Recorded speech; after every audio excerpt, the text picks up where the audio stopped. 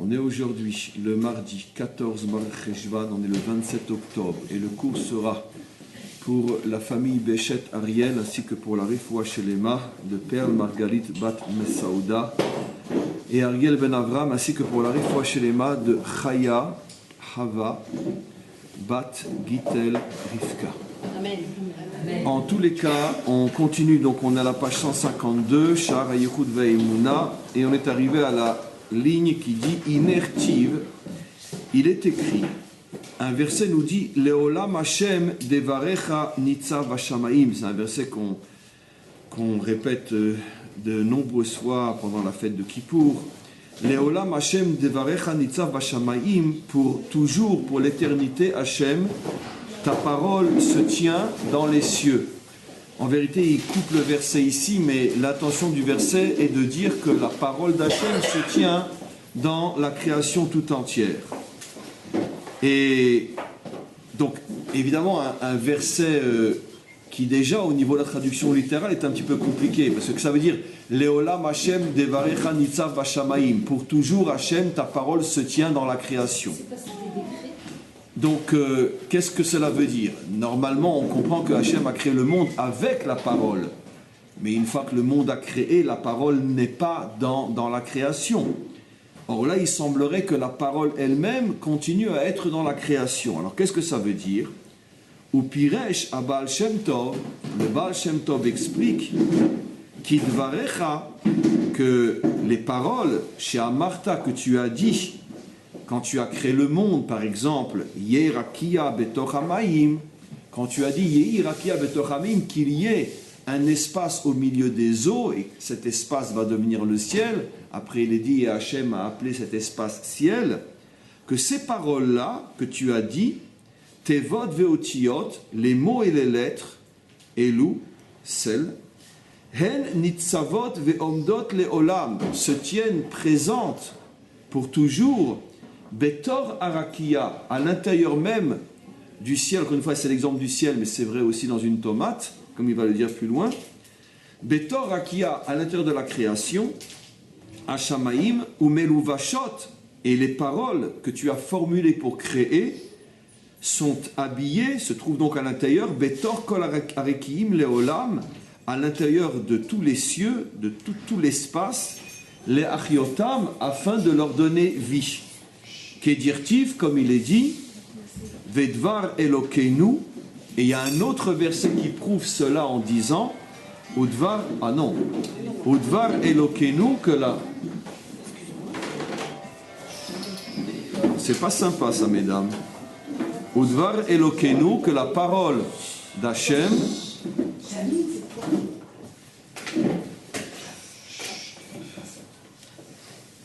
que la parole d'Elohim. Donc un autre verset dit que la parole d'Elohim, Yakum le'olam, se tiendra pour toujours.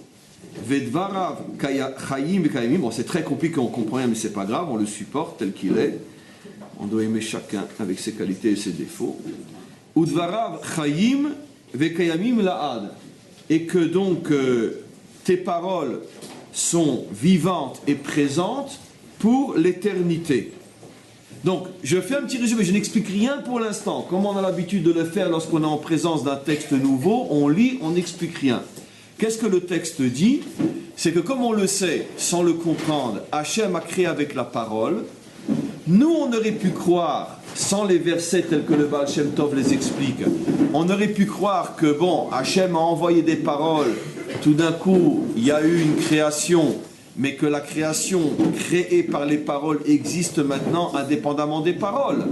Or, les versets pris tels quels semblent nous apprendre que la parole est toujours là, elle est toujours présente dans la création elle-même, c'est-à-dire que si la chose existe, c'est parce que la parole se trouve à l'intérieur de la chose, et c'est effectivement ce que confirme le Baal Shem Tov. À partir du moment où la parole est sortie de la bouche d'Hachem, cette parole qui sont donc des mots, qui sont donc des lettres qui correspondent à différentes énergies créatrices, comme on va le voir, comme vous le savez bien sûr toutes, parce que c'est pas le mot en tant que tel, c'est pas la lettre, mais c'est ce qu'elle représente. Et donc ces paroles sont toujours présentes à l'intérieur de la création, et ce qui fait que finalement la création n'est que l'habit de la parole.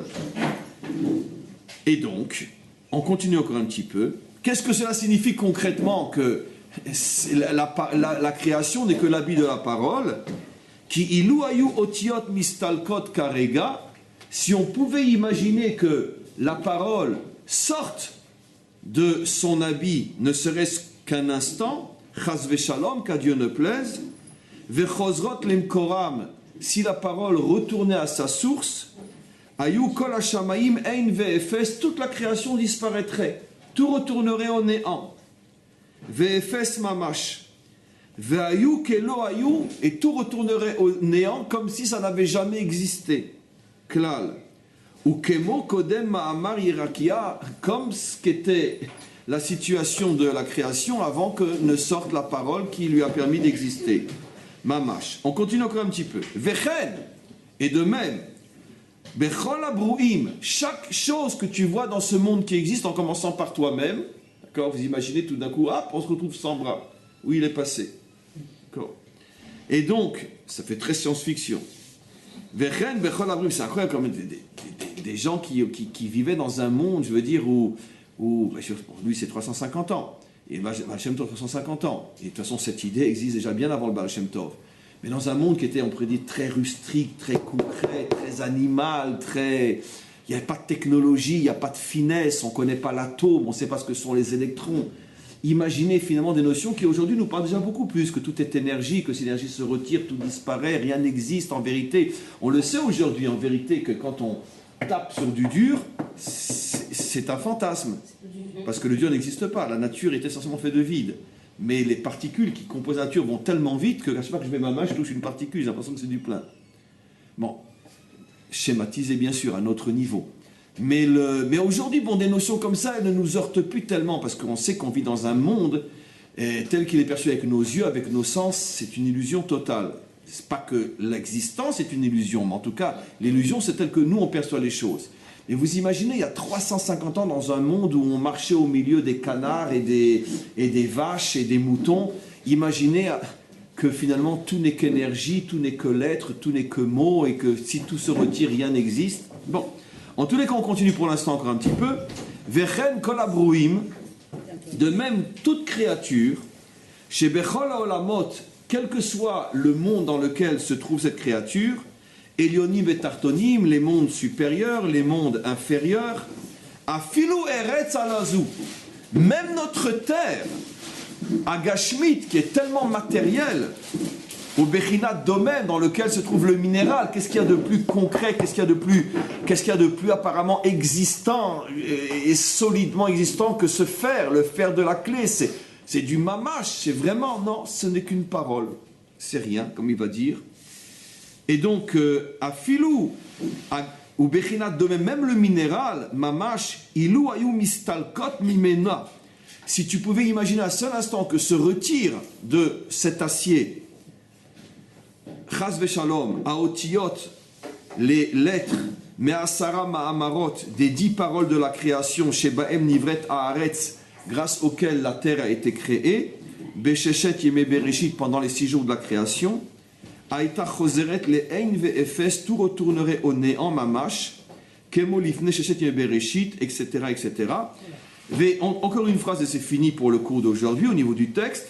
Vezeh Amar Harizal, c'est ce que dit le Harizal. Donc en vérité, déjà bien avant le Baal Shem Tov, cette notion était connue du Harizal. Et comme le Harizal n'a rien inventé, qui n'a pas une source dans le Zohar, donc ça remonte déjà à Rabbi Shimon Bar Yochai. Et comme Rabbi Shimon Bar Yochai a venu un mec qui s'appelait Rabbi Akiva, etc., etc. Donc depuis Moshe Rabbeinu, on connaît ces notions-là. Seulement, c'est passé, on pourrait dire, dans la partie secrète d'Israël. Et à notre époque, les choses se dévoilent plus. Et donc, Vezeh Amar Harizal, c'est ce que nous enseigne le Ri Akadosh, chez Gambe Domem, que même dans la matière minérale, mamash kemoavanim comme la pierre, ve'afar comme la terre, ou maïm ou l'eau, yesh bechinat nefesh, il y a du nefesh, il y a une âme, je traduis en traduction française, il y a une âme, ve'chayut ruchanit, et même une vie spirituelle dans la pierre, dainu bechinat itlapshut otiyot, c'est-à-dire les lettres qui sont, etc. Ça veut dire, il y a une vie spirituelle dans une pierre, toujours sans expliquer, il y a un verset explicite qui dit quelque chose d'absolument incroyable et qui est expliqué comme ça par Rashi. Vous savez que les Kohanim donc devaient monter sur le Misbéach et donc ils avaient une robe, ils n'avaient pas de pantalon à cette époque-là, et ils avaient sous la robe, ils avaient une sorte de culotte qui arrivait qui était très tsanoua, qui arrivait jusqu'au genou, mais qu'on ne voyait pas, qui était sous la robe. Et la Torah ordonne aux Kohanim, lorsqu'ils montent sur le Misbéach, sur cette rampe, de faire des petits pas, de ne pas écarter trop les jambes, pour pas que la pierre voie la nudité. C'est pas une vraie nudité, il s'agit d'une culotte malgré tout. Bon, l'habit qui recouvre vraiment la partie la plus intime du corps humain, mais qui est couverte. Mais le verset dit, pour ne pas que la pierre voie écoutez-moi bien, la nudité, ou ce qui suggère, ce qui évoque la nudité de l'homme, et donc par pudeur, le Kohen devait marcher sans faire trop de grands pas, de manière à ne pas évoquer sa nudité au-dessus de la pierre du Misbéach. Et Rashi dit de là, une chose folle qui confirme tout ce qu'on a commencé, que si la Torah demande à un homme de faire attention à la sensibilité d'une pierre, de ne pas choquer une pierre, imaginez-vous quand vous choquez quelqu'un. D'accord ? Dans un cours de femmes, je ne pourrais pas, ou de dames, excusez-moi, je ne pourrais pas m'empêcher de donner l'exemple, mais alors vous allez dire, ça c'est pas du Rabdinovitch, c'est pas possible qu'il parle comme ça. Mais imaginez-vous ce que peut provoquer comme dégâts dans la création un dos nu qui passe dans la rue, pour ne parler que d'un dos nu qui aujourd'hui c'est encore du Meacharim, un dos nu par rapport à ce qui se passe aujourd'hui. Imaginez-vous, si des Kohanim dans le temple, qui sont de toute façon des gens extrêmement pudiques, et qui ont une culotte qui descend jusqu'au genou, et qui sont en train de servir Dieu, ils doivent faire attention de ne pas trop écarter les jambes, pour ne pas qu'une pierre voit cet endroit-là. Imaginez-vous une personne qui se promène dans la rue dénudée. C'est ce que dit Rashi d'ailleurs. Donc, mais quoi qu'il en soit, on apprend de là que contrairement à l'apparence, tout est vivant dans ce monde. On n'a pas encore expliqué bien sûr ce qu'est la notion de l'être, mais que l'homme doit avoir une sensibilité telle de se dire que non, je ne suis pas en présence de pierre, je ne suis pas en présence de végétaux. Très connu des études qui ont été faites récemment, je pense que la plupart d'entre vous connaissent, le Rav Zamir parle beaucoup de ça, tu mets deux plantes dans deux pièces différentes, c'est vrai. Dans un endroit on pratique des mitzvot et dans un autre on ne pratique pas, et dans une troisième place on dit des gros mots ou on fait du lashon hara, et bien les plantes ne vont pas évoluer de la même manière. Et de là ils prouvent scientifiquement qu'il y a des énergies, il y a des ondes, il y a des rayonnements qui influence le monde qui nous entoure. Aujourd'hui, encore une fois, ça ne nous rend pas trop sceptiques, parce qu'on sait qu'on vit dans un monde énergétique. Mais le Hari Akadosh va encore beaucoup plus loin que ce que la science sait aujourd'hui. Il dit même dans une pierre, il y a une âme. Il y a une vie spirituelle dans une pierre. Pourquoi? Parce que la pierre, elle vient d'où? Le sable vient d'où? Où ces choses-là ont été créées? Avec la parole d'Hachem. Et donc Hachem, on est sûr qu'il est rouchani, il est spirituel, sa parole l'est aussi. Donc automatiquement, tout ce qui émane de sa parole, en tout cas dans le contexte de l'explication de la Torah qui nous dit que tout a été créé avec la parole, donc forcément tout est rouchani. Mais il savait aussi que Comment? revenir dans l'état végétal ou animal. Non, mais même indépendant des Gilgulim, la pierre elle-même est rouchanite. Vous voulez que je vous donne un exemple absolument incroyable? Ça c'est du déjà vu, du déjà fait, du déjà expliqué des centaines de fois, mais c'est bon de le répéter maintenant. Comment je peux vous prouver qu'une vache est plus spirituelle qu'un homme?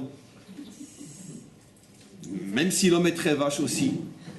Quelle est la preuve qu'une vache est plus spirituelle qu'un homme? Pourtant une vache elle regarde passer des trains. Une vache est capable de faire des choses qu'un homme ne peut pas faire. Allez, c'est facile l'exemple. Comment? Pourquoi la vache est plus spirituelle qu'un homme? Et moi aussi je fais la volonté d'Hachem. Pourquoi? Mais c'est simple. Philosophez pas, soyez concrets. La vache, elle nourrit. Vous aussi vous avez nourri vos deux filles. Comment? Quoi? Elle fait la chenille. Non, ça c'est pas... Non. Bon, parce que vous êtes des femmes, c'est pour ça que vous n'avez pas ça en tête. Expliquez pourquoi. Elle a mis contre le maire. Comment? Le sanctifier. Mais parce qu'avec une vache, on fait des tefilines. Ah, ouais. Maintenant, écoutez-moi bien. Très bien. Ça, j'ai besoin d'être une femme. J'explique. D'accord? Ok? Aujourd'hui, je vais être un chassid Breslev. Je fais... Elle est contente, Madame Cohen. Très bien. Je vais faire Hitbo des doutes depuis 5h du matin. En ce moment, à 5h du matin, le matin, c'est pas encore levé, donc je peux pas mettre les tefilines. Je vais partir faire Hitbo des doutes jusqu'à 6h du soir, mais je pars sans mes tefilines. Je vais dans une forêt, je suis un vrai chassid de Rabbi Nachman, je suis pas cynique, hein, je suis très très sincère. Et je vais faire Hitbo des doutes que je vais faire pendant... Je vais essayer de me connecter au maître du monde. Je vais y mettre tout mon cœur, toute mon âme, tout ce que je sais, tout ce que j'ai appris. Un vrai chassid Breslev. Je veux me connecter à Hachem. J'ai oublié de prendre mes tefilines avec moi. Au même moment, un pekno, d'accord, qui se dépêche d'aller prier parce qu'il veut vite aller au travail, d'accord, ni Hitbo des doutes, ni Hitbo Nenout, ni Mikvé, ni rien, etc. Il rentre au Beth Knesset, lequel des deux s'est connecté à Hachem? Je suis désolé. La vache. Le pekno. L'autre, non seulement il ne s'est pas connecté, mais en plus il a fait une très grave faute sur laquelle il est dit, il s'appelle Poché Israël. Un juif qui volontairement ou par un oubli de négligence ne met pas les tefilines ne serait-ce qu'un jour, il s'appelle ce jour-là Poshéa Israël. Poshéa. Ça veut dire que s'il ne fait pas teshuva et qu'il meurt en état de Poshéa, un Poshéa, il est dit sur lui, Yored velo olé. Il descend, on ne le ramène pas. Quoi? Mais attends, mais il est en état de Hitbo. J'ai pris l'exemple d'Aïsraël Breslev, pas que lui est Poshéa, qu'à Dieu ne plaise. Mais je prends l'exemple de quelqu'un qui essaye par ses forces humaines de se connecter. Eh bien, il ne pourra pas se connecter comme celui qui ne fait aucun effort humain pour se connecter. La seule différence, c'est que lui, il met sur lui des lanières de pierre. Des lanières de... Voilà. Donnons un autre exemple. C'est Shabbat. Et Shabbat, il faut lire dans la Torah. Maintenant, moi, je n'ai pas de Sefer Torah, mais par contre, je suis un très grand Chacham, un grand Mekoubal, un très grand Talmid Chacham. Quand je lis un verset, je le lis du Pshat jusqu'au Samer. Je lis tout le Pardes. Je prends un Chumash pour lire la paracha. Même j'amène un minyan avec moi. D'accord? Rien. Aucune connexion, aucune mitzvah, du zéro. Dans un minyan de Hamaharetz qui ne comprend pas un mot d'hébreu, ils lisent la même paracha dans un Sefer Torah écrit sur une vache. D'accord? Une connexion de folie. La Shrina est là, une connexion, le courant passe entre le monde d'en haut et le monde d'en bas, etc. Ils ont mis en place tout un mécanisme absolument incroyable. Donc c'est bien la preuve que quoi? Qu'il y a moins dans l'homme que dans une vache. Mais on va aller plus loin. Je suis un très grand Talmid Chacham, et qu'est-ce que je vais perdre mon temps à croquer dans de la matzah? Je vais réunir mes élèves, et pendant toute la nuit de Pessah, on va parler, d'après le Pardes, les 4 niveaux d'explication de la sortie d'Égypte. Au même moment, dans une maison de plouc, qui ne comprennent rien, qui ne sait rien, d'accord, et qui mange la matzah parce que c'est bon, qui mange la matzah.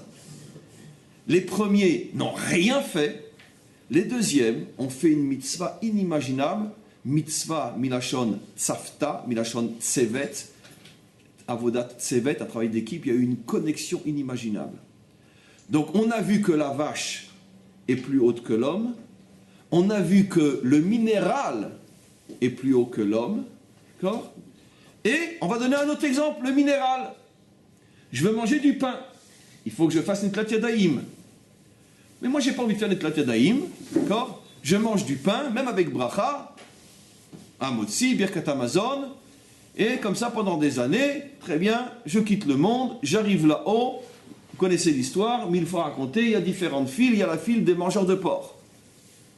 Moi, je ne regarde même pas le panneau mangeur de porc. Moi, je me mets dans le panneau des gentils. Arrive 2 ans, ils me prennent, ils me mettent... Mais non. Dans le panneau des mangeurs de porc. Tu as mangé du porc toute ta vie. J'ai mangé du porc toute ma vie? C'est pas possible. Je suis quand même dans le monde de la vérité, ils ne peuvent pas se tromper là. Bon, j'essaye de sortir, machin, de me remettre dans l'autre file, machin, ils me remettent dans la file des mangeurs de porc. J'arrive finalement devant le maître du monde, j'ai fait un scandale, maître du monde, c'est une honte quand même. Arrivé jusqu'à toi pour me faire traiter de porc ou de mangeur de porc, il dit oui, tu as mangé du porc, pourquoi? Parce que si tu avais étudié les enseignements de nos maîtres, tu saurais que tout celui qui mange du pain sans netadaïm, c'est comme s'il mange du porc. Ça veut dire que quoi? Ça veut dire que moi je suis un très bon juif, mais pour X raisons, j'ai pas fait Netila. Non seulement j'ai pas mangé du pain, j'ai mangé du porc, ça a fait le même effet sur mon âme. Maintenant je suis le roi des ploucs, j'y comprends rien du tout. Je me mets du minéral sur mes mains, et je fais une bracha qui me connecte à Hachem, un birkat hamazon minatora, et dans le pain que je mange, comme dit le verset, je capte le nitzotz eloki, car tu sauras que c'est pas seulement le pain qui te nourrit, mais la parole d'Hachem se trouve dans le pain. Je me connecte au maître du monde. Donc c'est la preuve que quoi? Que même le minéral, l'eau, va changer tout mon rapport à la nourriture. On a prouvé l'eau, on a prouvé le végétal, on a prouvé le animal. Mais alors quand c'est que l'homme, il est bien lui aussi? Quelle est la preuve que d'Afka, les règnes inférieurs ont parfois plus de force que les règnes supérieurs? Mais pourquoi l'homme a-t-il besoin de manger du règne inférieur pour recevoir de la vie? Et regardez jusqu'où ça va. Qu'est-ce que l'homme a le plus besoin pour vivre? D'animal, de végétal ou de minéral? L'eau. Après, végétal ou animal? Végétal. Pain. Avec du pain et de l'eau, tu peux vivre toute ta vie en bonne santé. Aujourd'hui, on est tous malades parce qu'on mange trop de viande. Très bien. Le pain et l'eau. Ce qui veut dire que plus un règne est inférieur, et plus il me donne des forces absolument incroyables. Alors évidemment, je veux dire, un diététicien va vous dire, parce que c'est des vitamines X, Y, mais on ne parle pas de ça. Mais qu'est-ce qu'on prouve de là? On prouve de là qu'il y a une chayout, il y a une force absolument incroyable dans les règnes apparemment inférieurs. Et il y a une sensibilité spirituelle. C'est pour ça que, par exemple, on arrive à des lois folles auxquelles, mesdames, vous n'avez jamais fait attention. Quand votre mari fait le kidouche, on lui demande de couvrir les chalotes. Pourquoi? Pour ne pas faire honte aux chalotes que pendant qu'on a choisi autre chose qu'elle pour faire le kidouche pour recevoir la shrina du Shabbat. Maintenant, je ne comprends pas, on se fiche de qui? Les chalotes vont avoir honte? Eh bien, nos maîtres nous révèlent qu'il y a, oui, une sensibilité dans le pain. Et le pain, évidemment pas comme moi, un homme, mais le pain ressent une certaine honte, un certain gêne, au moment où je privilège le vin devant lui. Mais tout ça pour en arriver où? Aussi et surtout ce que dit Rashi sur l'histoire des Kohanim qui ouvrent les jambes. Si une pierre peut éprouver une gêne, est-ce que tu te rends compte ce que tu fais quand tu fais honte à quelqu'un ou quand tu insultes quelqu'un ou quand tu blesses quelqu'un? Tu t'imagines jusqu'où ça va? Les répercussions dans ce monde et dans les autres mondes? Puisque la matière est extrêmement sensible, extrêmement forte. De sensibilité, elle est hypersensible, la matière. Mais nous, on vit dans un monde comme des éléphants en marche, etc. Je vais raconter cette histoire personnelle, ça ne se raconte pas, mais comme beaucoup, j'ai déjà raconté une histoire personnelle qui m'est arrivée. Quand j'étais très jeune, c'est une des choses qui m'a vraiment ouvert les yeux et ramené à la Torah. J'étais très jeune. Ça ne se dit pas parce que je dois vous faire croire que je suis un vrai rabbin, mais quand j'avais 16 ans, je fumais. Et là, oui, oh, c'est pas grave, je vous en supplie, c'est pas grave. D'accord, hein? Je vous signale que le beau-père du rabbi fumait, et le rabbi il a fumé jusqu'à l'âge de 40 ans aussi. Et donc, voilà. Donc, c'est pas grave, c'est pas grave. Non, c'est pas grave. Non. Et c'est la première fois que j'ai rencontré un homme de Torah, et cet homme de Torah qui s'appelait Rav Munger, qui est décédé un peu plus tard, et donc, c'est la première fois que j'ai rencontré un homme de Torah, et puis on marchait ensemble. Et puis, bon, je n'osais pas fumer devant lui, j'avais quand même que 16 ans. Mais j'ai sorti ma boîte d'allumettes, d'accord? Et puis bon, j'étais un petit peu tendu, parce que bon, c'était un rabbin et fort, et puis moi j'étais un petit peu loin, etc. Et puis, je sors une allumette, et puis sans faire exprès, comme ça, dans la nervosité, je la casse et je la jette. Encore une autre, je la casse et je la jette. J'avais besoin d'exprimer ma tension. Et le Rav m'arrête, il me dit, mais tu sais, d'accord, tout commence comme ça. Parce que quand on commence à casser une allumette, on finit par briser sa vie. Je lui ai demandé, Rav, comment c'est possible? Mais ce n'est qu'une allumette. Il me dit, mais cette allumette, si elle existe, c'est qu'elle a forcément une âme. Des années après, j'ai compris que lui-même étudiait entre autres le Tanya et qu'il avait sans doute eu cette notion aussi là. Mais il m'a dit, mais si elle existe, c'est qu'elle a une âme. Et si tu ne fais pas attention à une allumette, demain tu ne ferais pas attention aussi à une épouse. Elle t'énerve, tu la jettes. Ou à un mari. Ça veut dire que si tu ne prends pas conscience que tout a une âme et que tout est sensible, si ton rapport au monde c'est de la matière, et bien un jour aussi tu diras, ma femme c'est qu'un morceau de chair après tout, et tu la jettes. Et puis cette terre, ce n'est qu'une terre comme une autre, et tu la jettes et tu retournes en France ou peu importe. Ou tu la quittes, peu importe. Et après tout, pourquoi pas l'Ouganda, pourquoi la Palestine? Donc c'est-à-dire que si ton rapport au monde, c'est un rapport qui n'est pas spirituel, eh ben, tu vas finir après pour en arriver jusqu'à l'homme à dire c'est rien. Maintenant, on comprend pourquoi Hachem a fait en sorte que l'homme, pour se nourrir, a besoin d'Afka de se baisser tout en bas, jusqu'à l'eau. Pour te faire prendre conscience que quoi? Que si l'eau, tu lui dois la vie, alors, à combien plus forte raison la relation que tu dois avoir avec un humain, surtout s'il t'a rendu service, surtout si tu en as besoin. Pourquoi? Parce que c'est forcément des milliards de fois plus. Donc on t'oblige à descendre tout en bas pour que tu comprennes ce qui est tout en haut. Donc on a résolu une première partie de ce texte-là, mais on n'a même pas commencé encore le shiur, comme je dis toujours, et la véritable question maintenant, ça veut dire quoi? Ça veut dire quoi que la parole d'Hachem, on a expliqué ce que c'est la sensibilité qu'il y a dans le monde. Savoir qu'on n'est pas dans un monde stam comme ça, et donc faire attention à chaque chose. Avant d'aller un peu plus loin, mais parce que cette idée est très très très très forte, vous savez qu'il y a des endroits qui ont de mauvaises ondes, il y a des endroits qui ont de bonnes ondes, il y a des endroits où il faut faire très très attention. Par exemple, nos maîtres nous mettent en garde de ne jamais passer par un endroit ou s'installer dans un endroit où on sait qu'il y a eu de la débauche, ou un meurtre, ou de la violence, etc. Pourquoi? Parce qu'il reste une achat. Bon, si on ne le sait pas, on ne doit pas vivre avec des phobies. Mais si on le sait, jusqu'à aujourd'hui, par exemple, les rabbinim, par exemple, si on leur demande conseil, voire même jusqu'à interdire de s'installer dans une maison ou d'acheter une maison où on sait que, par exemple, il y a eu une grande violence et il y a peut-être eu des blessés à cause de violence ou à plus forte raison des morts. On ne s'approche pas de ce genre d'endroit. Mais ça s'est passé il y a 20 ans. Tu t'approches pas. Pourquoi? Parce que ça reste dans les murs. Ne crois pas que le monde n'a pas d'âme. Le Ari Akadosh dit même la pierre, elle a un nefesh. Donc maintenant, je reviens à l'essentiel. Qu'est-ce que ça veut dire que la parole se trouve encore dans la matière, même le domaine? Ça veut dire quoi? Ce sont des images par rapport à nous. On n'imagine pas que Dieu s'est mis à parler comme moi je parle. Ça veut dire quoi? La parole est dans la matière. Ça veut dire quoi? Comment? Oui, mais concrètement, bon, ça c'est de la Kabbalah. Il a ramené cet enseignement sous la forme, on peut dire, de son enseignement kabbalistique. On sait très bien, bon, vous le savez aussi, les mots, les lettres, ça représente différentes énergies spirituelles, mais d'un autre côté, créatrices, pardon, mais d'un autre côté, on a un principe que En Mikra Yotsemi de Pshuto. Malgré tout, la réalité est là. La Torah, c'est Milachon Hora'a. La Torah nous a été donnée pour que nous comprenions quelque chose. En quoi c'est important pour nous? C'est évident que le maître du monde ne nous a pas enseigné qu'il a créé le monde avec la parole, et les maîtres ne vont pas nous enseigner que la parole est toujours dans la matière. Tous ces enseignements qui concernent le maître du monde n'ont aucun sens pour nous si c'est à prendre uniquement au niveau du maître du monde. C'est-à-dire que pour nous aussi, ça a forcément un sens, ça vient nous apprendre quelque chose.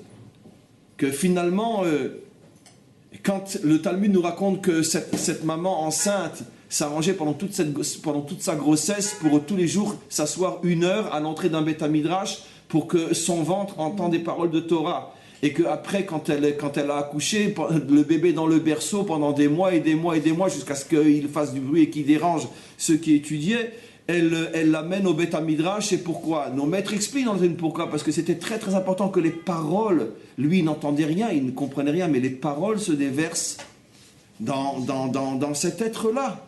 Parce que les paroles sont des énergies, les paroles sont une réalité. Comment vous comprenez que nos maîtres nous disent que la plus grave de toutes les fautes, c'est la médisance? Comment vous comprenez que nos maîtres nous disent que pire que de tuer quelqu'un, lui faire honte en public? Pourquoi? Parce que c'est très simple à comprendre. Parce que le couteau, lui, qu'à Dieu ne plaise, il ne traverse que la chair. Mais la parole, elle traverse l'âme.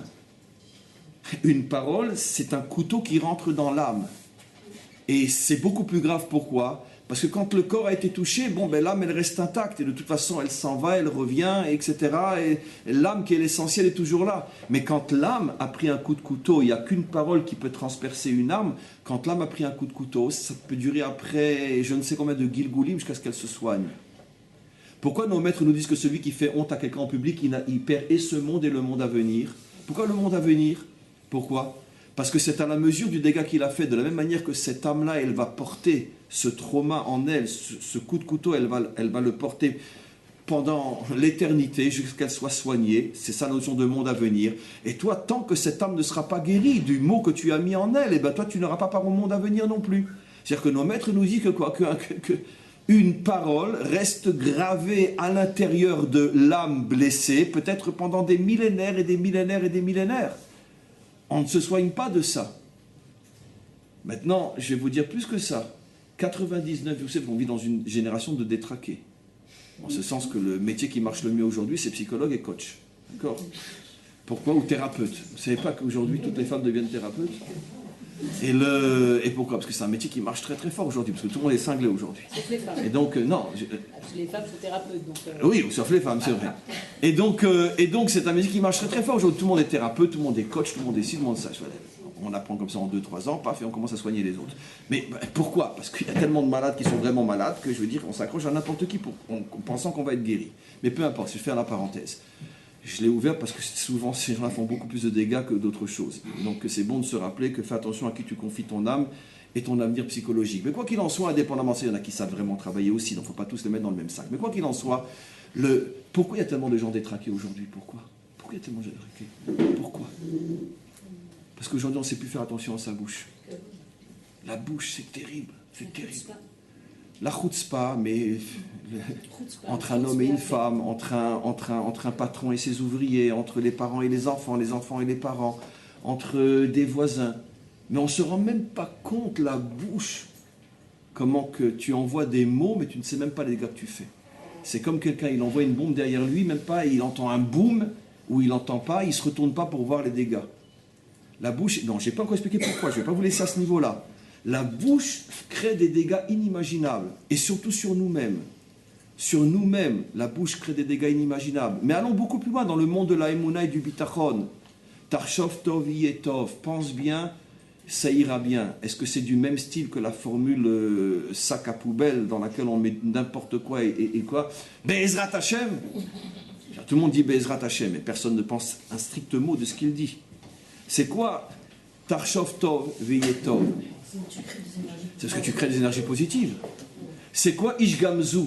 C'était quoi Ish Gamzu? Gamzu les Tova. Alors à un premier niveau, on comprend que parce qu'il avait une tellement grande émouna, alors il méritait que Hachem l'aide. Mais c'est un dérapage total du texte, c'est pas du tout ça Ish Gamzu. Ish Gamzu, c'est qu'il créait la réalité avec sa bouche. Et donc automatiquement, à partir du moment où réellement il pensait que c'était pour le Tov, il créait du Tov.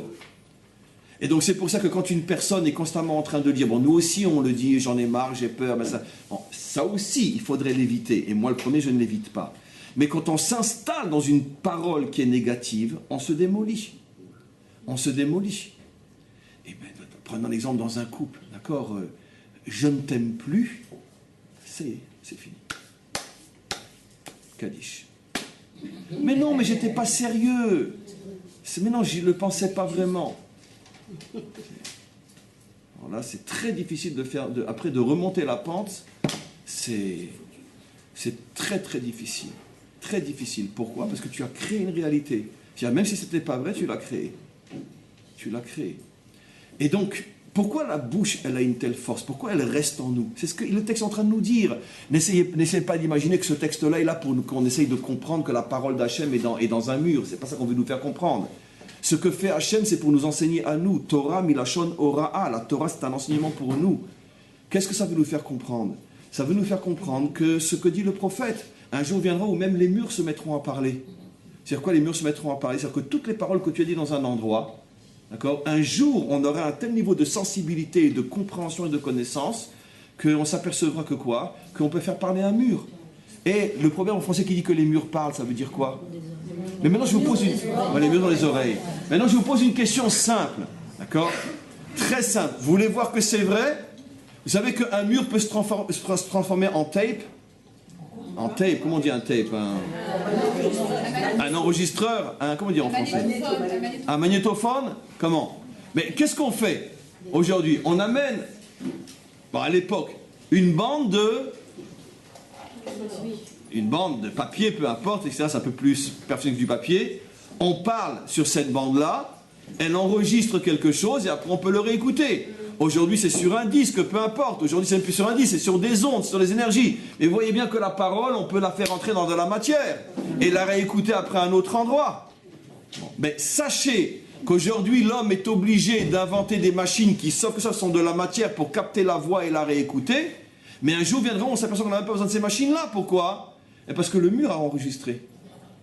Et le mur, il est porteur de ma voix.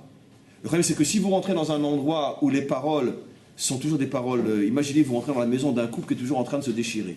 D'accord ? Vous rentrez là-bas, même s'ils ne sont pas là, vous sentez une tristesse en vous. Vous sentez une amertume en vous. Pourquoi ? Parce que si vous saviez les mots blessants qui ont été dit dans cette maison... Mais vous rentrez dans un endroit où il y a de la joie, il y a de l'optimisme, il y a de l'amour, il y a du respect. Vous rentrez là-bas, vous vous sentez bien. Pourquoi ? Parce que les murs sont en train de vous parler. Ils dégagent des énergies.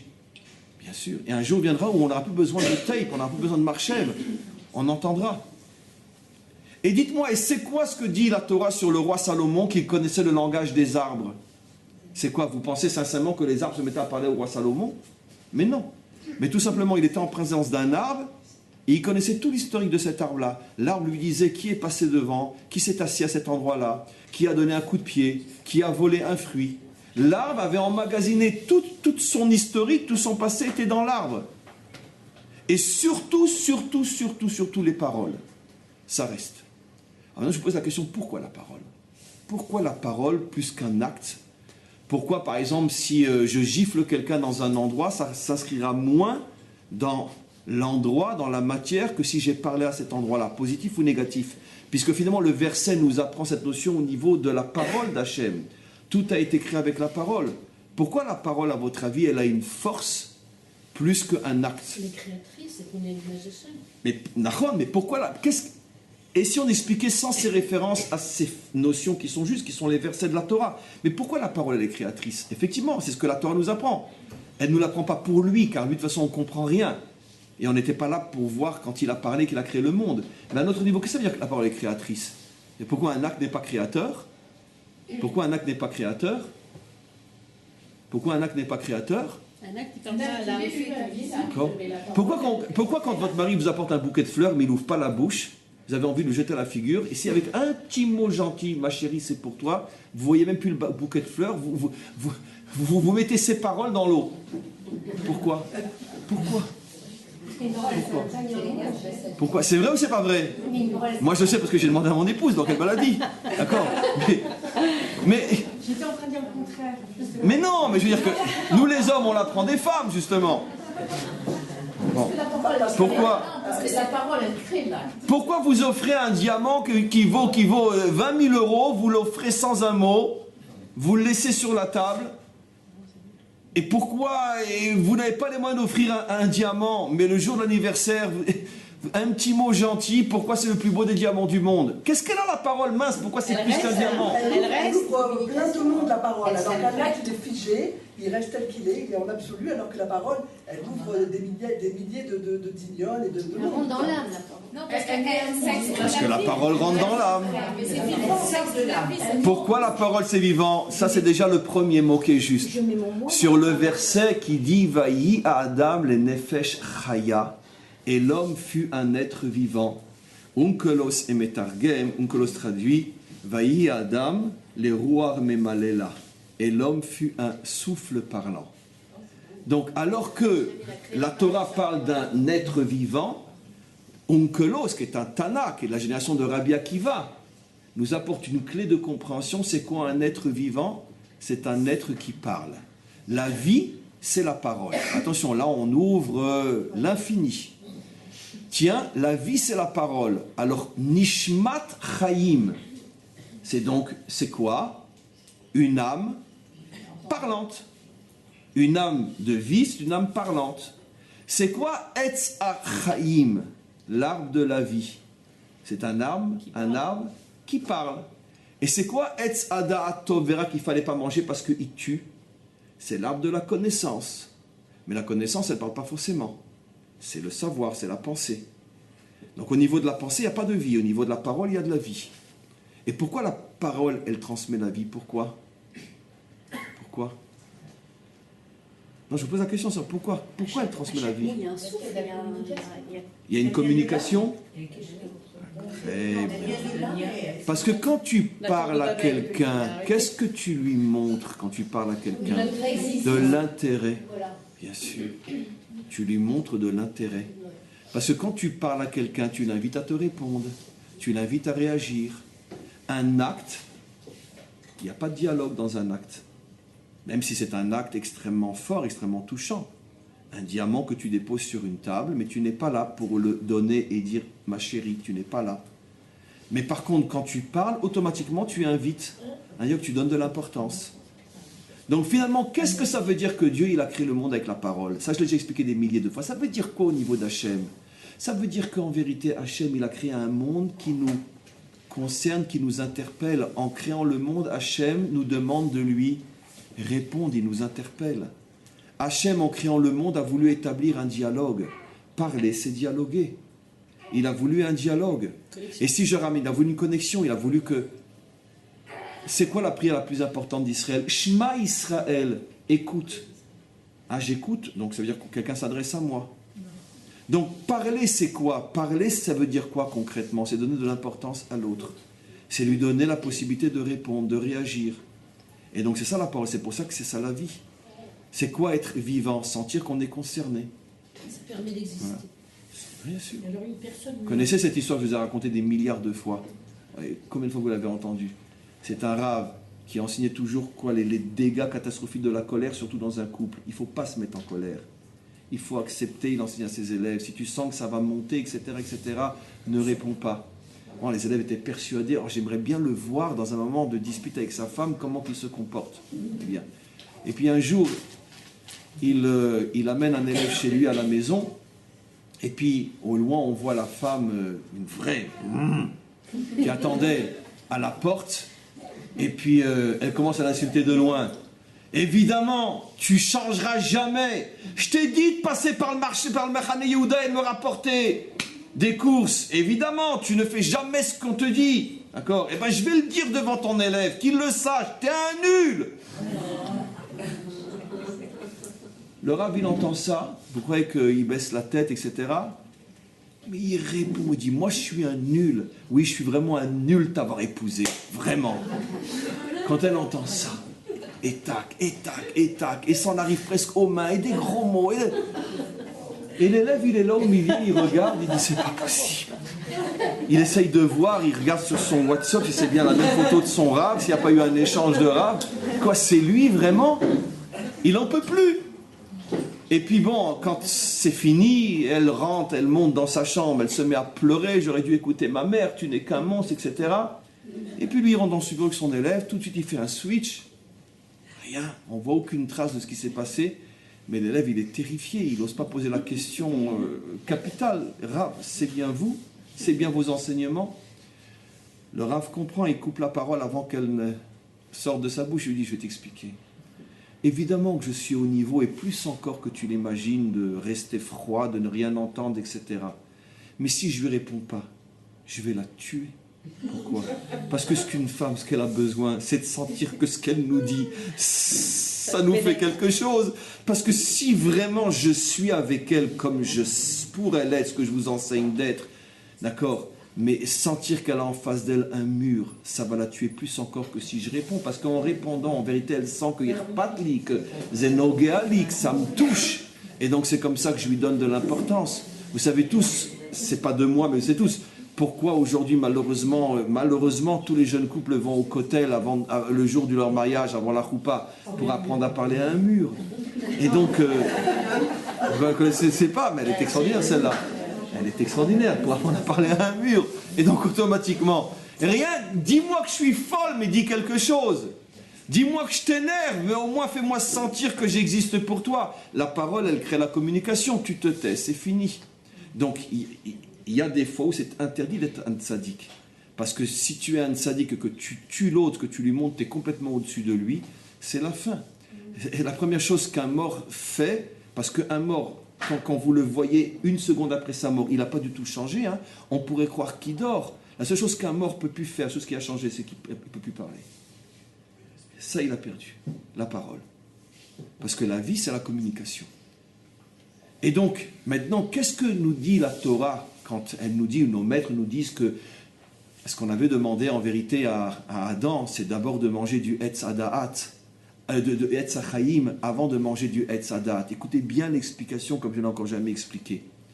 Et lui, il a inverti, il a commencé à manger le Etz Adaat. Il a été un penseur avant d'être un parleur. Le problème, et ça l'a tué. D'accord ? Il y a effectivement des hommes ou des femmes, c'est comme ça, qui sont de grands penseurs. Ils sont toujours en train de penser. Ils pensent à leurs affaires, ils pensent à leur Torah, mais ils oublient que quand ils rentrent à la maison, ils ont quelqu'un à côté d'eux. Il faut parler. Pourquoi ? Parce que si tu ne parles pas, tu tues l'autre, ou tu ne lui donnes pas la vie qu'il attend. Ça fait depuis ce matin qu'il attend que tu parles, parce que la parole, c'est la vie. Hachem a dit à Adam, ce sont des choses simples, ce sont des clés mamash dans la vie. Il dit, je t'en supplie, ne mange pas d'abord du Etz Hadat. C'est vrai que tu es plein de soucis, tu as plein de choses dans la tête, c'est très masculin d'ailleurs. Il faut comprendre, les femmes doivent comprendre, c'est très masculin. Je veux dire, un homme, il est dans sa tête, il n'est pas dans sa bouche. D'accord ? Et donc, Hachem lui dit, non, tu ne peux pas te permettre, tu es marié, tu as besoin de manger de l'arbre de la vie d'abord. C'est-à-dire, parle. D'accord ? Mais le problème, c'est que lui, il a tout inversé. Il est parti penser. Mais elle avait besoin de parole. Elle trouve quelqu'un qui lui parle. Le problème, c'est que c'était le Nachash. Attention. Quand tu ne parles pas à quelqu'un, il ira chercher la parole ailleurs. C'est un grand danger.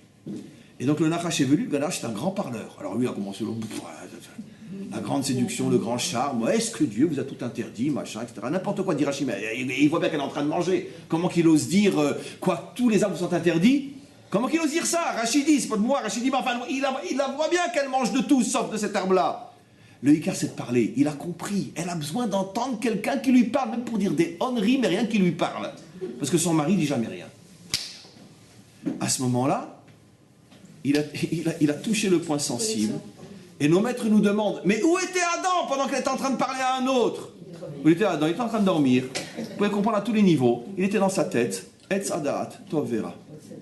Donc on voit effectivement que la parole, elle a un pouvoir absolument incroyable. Et donc parlons bien sûr de paroles positives, puisqu'on parle de paroles créatrices. Qu'est-ce que ça veut dire que la parole, elle est dans la création? C'est pour nous un enseignement. Que sache, tu veux mettre quelque chose dans une personne à qui tu tiens, une personne que tu aimes, tu veux construire, tu veux que cette personne, elle existe avec toi. Tu veux être en elle, parle-lui. Mets-lui des mots en elle. Et c'est ça qui va rester. Tu es présent en elle, en cette personne, avec les mots que tu mets en elle. Nos maîtres nous disent qu'un maître restera pour l'éternité dans ses élèves. Pourquoi? Parce que les élèves, partout où ils vont, ils ont les paroles du maître en eux. Donc le maître vit. Pourquoi nos maîtres nous disent que, c'est dans le Zohar et c'est très connu, qu'un tzaddik, une fois mort, est plus vivant encore que de son vivant? D'où ça vient? Alors on essaye d'expliquer, chacun avec ses extravagances, qu'il est toujours là, machin, mais c'est très simple. Pourquoi? Parce que c'est un phénomène psychologique très facile à expliquer. Tant que le maître est présent, il parle, il enseigne. Et bon, comme on sait qu'on le verra aussi demain, alors bon, la parole d'aujourd'hui, on ne fait pas forcément vraiment attention. Et demain, il y a la parole d'après-demain, il est là. Mais quand il n'est plus là, on recherche chaque mot qu'on a entendu, chaque phrase, chaque parole, chaque ligne. Pourquoi? Parce que c'est ce qui nous reste, la parole. Et donc à ce moment-là, on redonne vie à la parole plus encore que de son vivant. Et en ce sens-là, dans la mesure où la vraie vie, c'est la parole, il s'avère que maintenant, il va être encore plus vivant. On le voit, des tzadikim qui de leur vivant avaient 10, 15, 20, 30 élèves, 100 ans après, ils en ont... On parlait tout à l'heure de Rabbi Nachman de Breslev. Le premier Rosh Hashanah après sa mort, Rabbi Nathan, ils étaient 9. 9! Aujourd'hui, 50 000. Comment c'est possible? Comment c'est possible?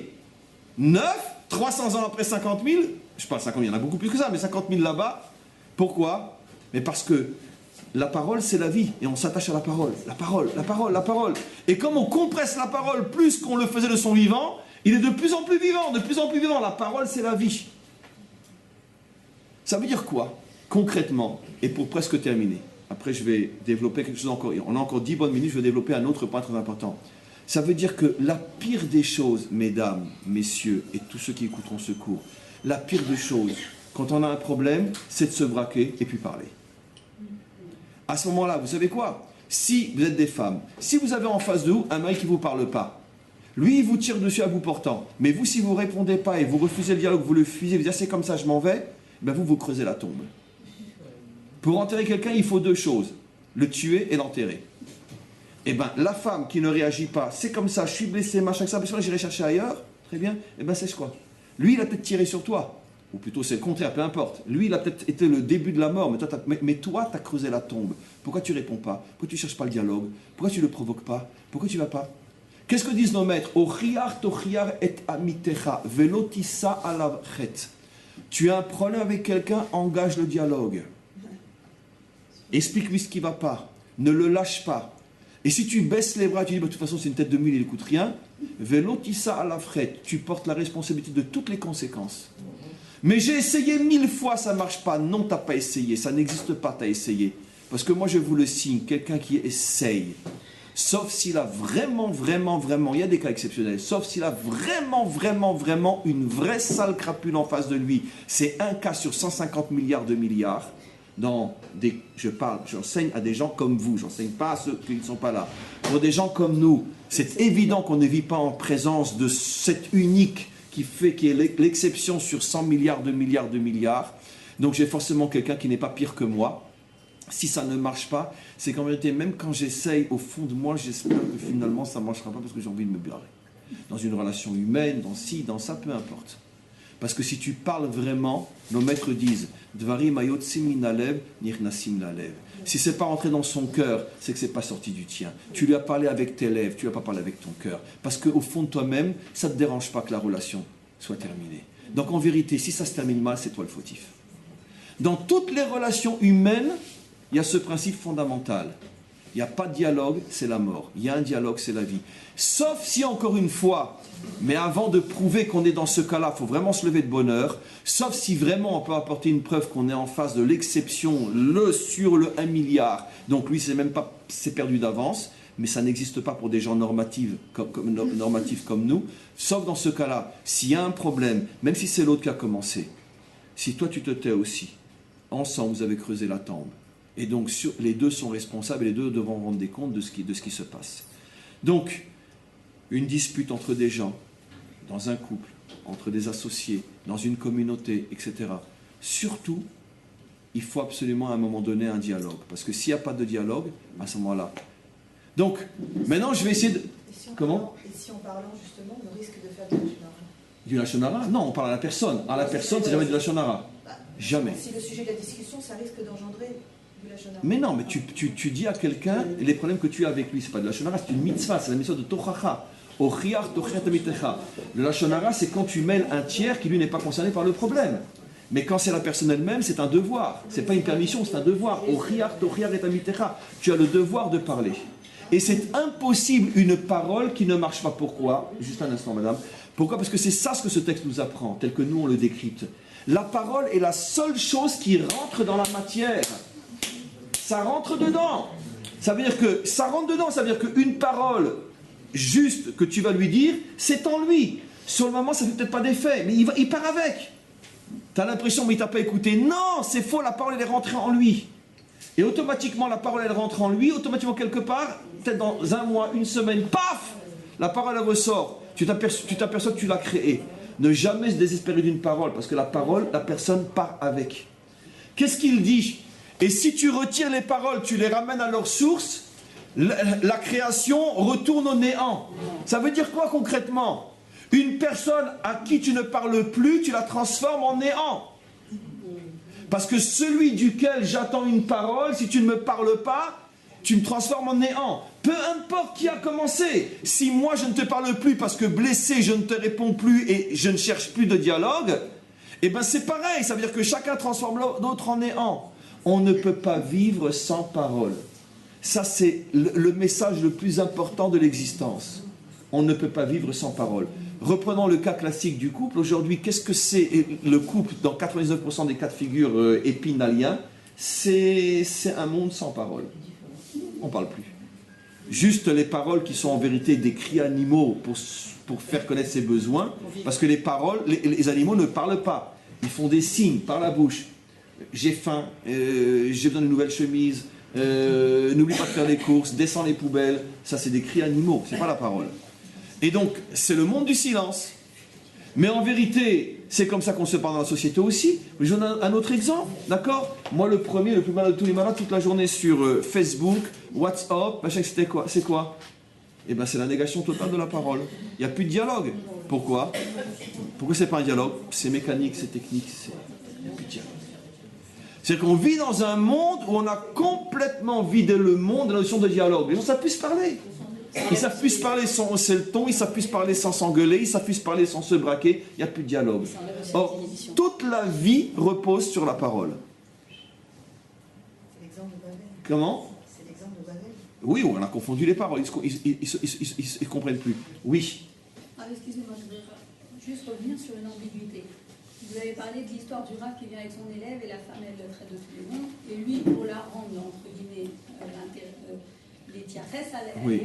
il lui répond de la même façon. Non, il lui répond pas. Il retient sa parole et il va s'intéresser à elle, il va lui parler d'une autre façon. Mais là, je ne suis pas d'accord du tout dans le sens à dire, quelque part, on essaye de dire que finalement, devant une personne qui est complètement... Vous venez de dire juste avant que la colère, elle est négative, fortement négative. Alors, il va les tiaresses à Léa avec un individu.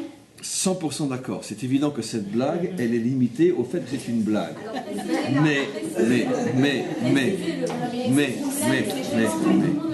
Alors, j'accepte 100% la remarque ou la critique parce que c'est 100% juste. Ça aurait été un enseignement, sous la forme d'enseignement, alors là, ça aurait été très grave. C'est pour ça que c'était une blague. Et dans la blague, mon erreur est de ne pas avoir défini les limites de cette blague. Mais j'ai quand même précisé que c'était une blague.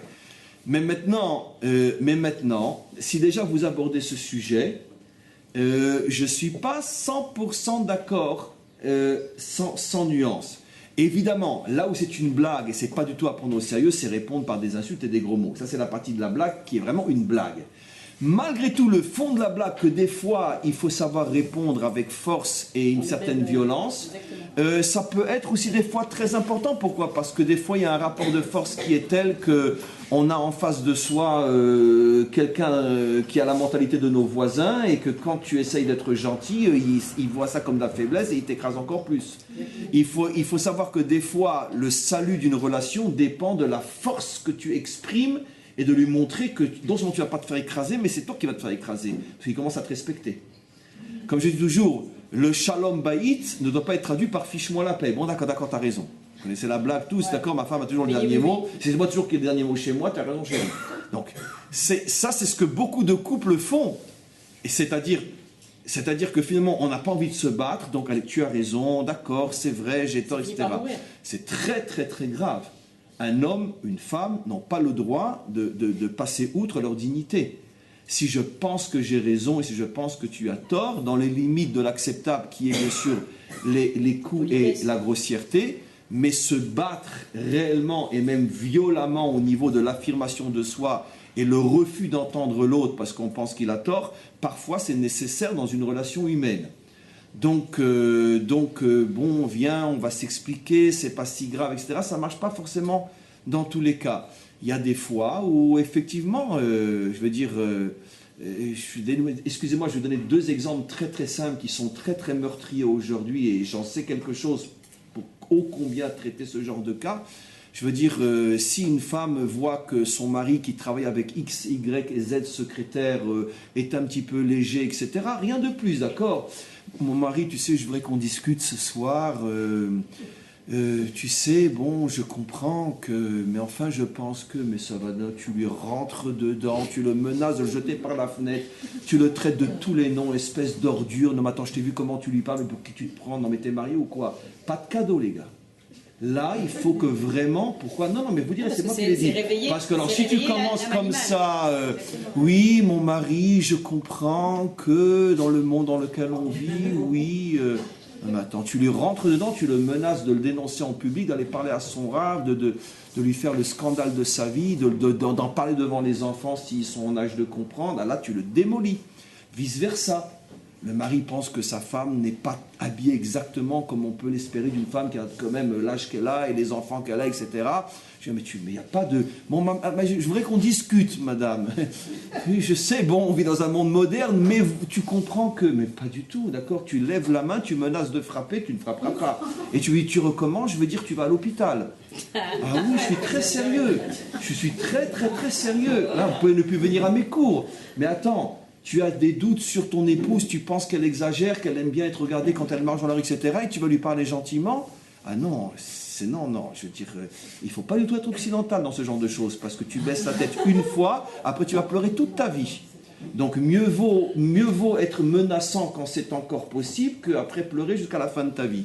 Et donc, c'est comme ça que fonctionnent des relations humaines saines. Il y a des fois, il faut savoir être viril, même si on est une femme, il faut savoir être menaçant, etc. Maintenant, effectivement, frapper vraiment qu'à Dieu ne plaise et dire des gros mots, sauf ceux qui par accident sortent, c'est humain, mais des gros mots volontaires qui font partie de mon jargon quand je lui parle, ça c'est sûr que non. Et donc, voilà, on va revenir maintenant encore une fois à ce qu'on explique car c'est très très très important. Et on termine. Encore une fois, toute vie se construit sur le dialogue, sur la parole. C'est ce dont notre monde souffre le plus aujourd'hui. C'est le domaine dans lequel on a le plus baissé les bras. Avec les enfants. C'est la raison pour laquelle aujourd'hui, vous savez tous, vous connaissez tous cette image qu'on a expérimenté sur nous-mêmes, une famille au restaurant aujourd'hui. Vous savez tous, chacun sur son WhatsApp.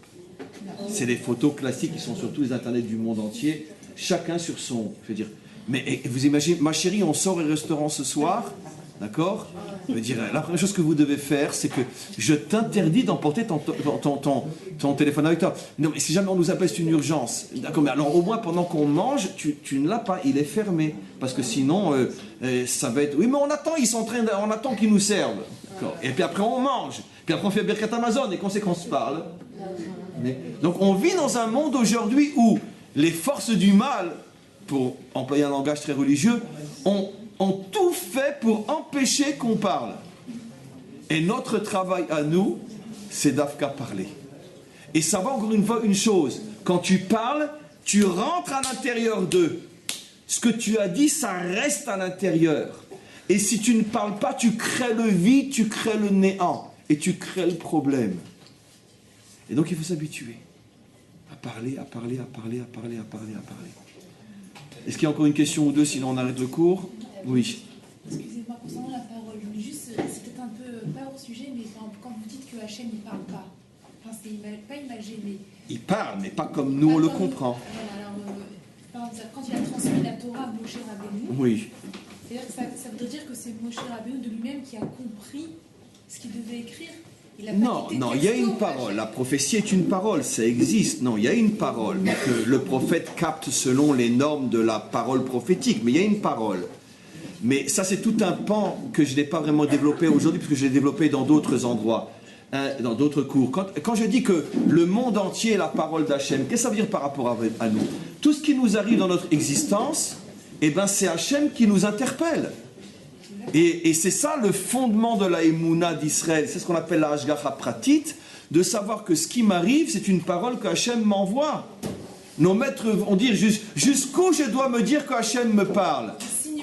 Oui, ça veut dire il m'interpelle jusqu'au... Oui, d'un signal si vous voulez, mais un signal, il me parle, il est en train de me parler. Donc Moshe, quand il a écrit la Torah, ça veut dire qu'il a entendu. Non, il a entendu vraiment.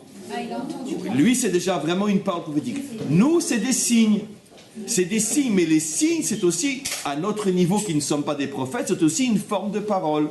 Nos maîtres vont dire jusqu'au fait que tu cherches quelque chose que tu penses être dans la poche droite, et ce n'est pas, et après tu viens dans la poche gauche, ça aussi Hachem te parle. Peut-être qu'il est en train de te dire, va savoir, que tu croyais que c'était dans la droite, c'est dans la gauche, attention, tu ne fais pas suffisamment de chesed, tu es trop rigoureux. Peut-être, va savoir. Peut-être qu'Hachem t'envoie un signe comme ça et tu vas dire, ah oui, c'est vrai, tiens, je ne me suis pas rendu compte qu'avec telle ou telle personne, j'aurais pu être un peu plus clément, j'aurais pu être un peu plus positif, et j'ai été trop sévère. Comment Hachem va te l'envoyer? Comment il va te faire un signe?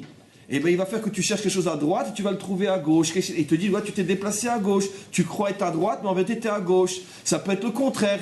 Tu es trop gentil, mignon, idiot et tout le monde t'écrase. Qu'est-ce que va faire Hachem? Tu cherches quelque chose à gauche, il va te le mettre à droite pour te faire comprendre que quoi? Attention, arrête de te faire marcher dessus. Tu es trop gentil. C'est pas du chesed, ça. C'est de la lâcheté, de la faiblesse plutôt. Donc, attention, tu es trop à droite, va à gauche, etc. Donc, il faut savoir, tout est un signe. Le monde a été créé par la parole, signifie que Hachem est constamment en train de nous parler. Il n'y a pas de neutre. Comme les pierres qui sont sensibles, comme le pain qui a honte qu'on prend le vin devant lui. À plus forte raison, ce qui nous arrive à nous, ce ne sont que des signes. Alors, c'est sûr qu'on n'a pas forcément la sagesse de tout interpréter. Mais des fois, en se posant 5 minutes, on se dit, ah oui, tiens, je peux peut-être l'interpréter comme ça. Si Moshe avait mal interprété l'histoire du buisson qui ne se consumait pas, Nagui, parce que c'est un signal, c'est quelque chose d'illogique qui est hors de la nature. Et alors, s'il n'avait pas compris ce signal, il n'aurait peut-être jamais reçu la prophétie. Sans problème. C'est pour ça qu'Hachem a attendu l'âge de 80 ans pour commencer à se manifester à lui. 80 années de préparation. C'est une recherche personnelle que l'homme doit faire. Bien sûr, parce que Moshe a commencé à interpréter les signes tout au long de sa vie, etc. C'est un homme qui tout au long de sa vie s'est habitué à entendre, à interpréter, à savoir qu'il y a une parole, il y a des signes. On ne vit pas dans un monde neutre. Un arbre, c'est pas un arbre, une pierre, c'est pas une pierre. Chaque chose a un effet, chaque chose parle, chaque chose s'adresse à moi. Et quand Hachem a senti qu'il était vraiment préparé, qu'il avait cette sensibilité de comprendre qu'on vit dans un monde vivant et parlant, Hachem a commencé à lui parler parce qu'il savait qu'il ne déformerait pas sa parole. On est ? Voilà. Pourquoi, encore une chose que je dis souvent, pourquoi, on est obligé de faire parce qu'il y a quelqu'un qui a besoin de la salle, pourquoi, alors qu'il a 80 années et que c'est déjà un homme d'un haut niveau spirituel, pourquoi Hachem ne se manifeste à lui pour la première fois au lendemain de son mariage? Pourquoi? Parce que ça c'est on pourrait dire, c'est la condition sine qua non. Parce que c'est la relation à deux qui prouve si tu es capable justement de parler et d'interpréter. Parce que comme on le sait, 99% des disputes dans un couple, c'est parce que tu ne parles pas et tu interprètes mal. Ça veut dire que tout ce que je dis, tu comprends le contraire, et quand je ne parle pas, parce que j'en ai marre d'être mal compris, c'est pire encore, parce que c'est le néant. Donc, il faut d'abord cette expérience d'être à deux, et quand Hachem s'est rendu compte que Moshe savait parler et savait interpréter, il a dit, bon maintenant, alors moi aussi je vais te parler, parce que j'ai pas peur que tu déformes l'interprétation de ce que je te dis. Mais c'est pas réduire l'intensité divine que de dire qu'il parle Hachem, ça me fait drôle de... Vous voyez ce que je veux dire? C'est l'anthropologie. Encore une fois, ne le prenez pas comme un homme qui parle. Non, mais ça veut dire... alors, Comment tu veux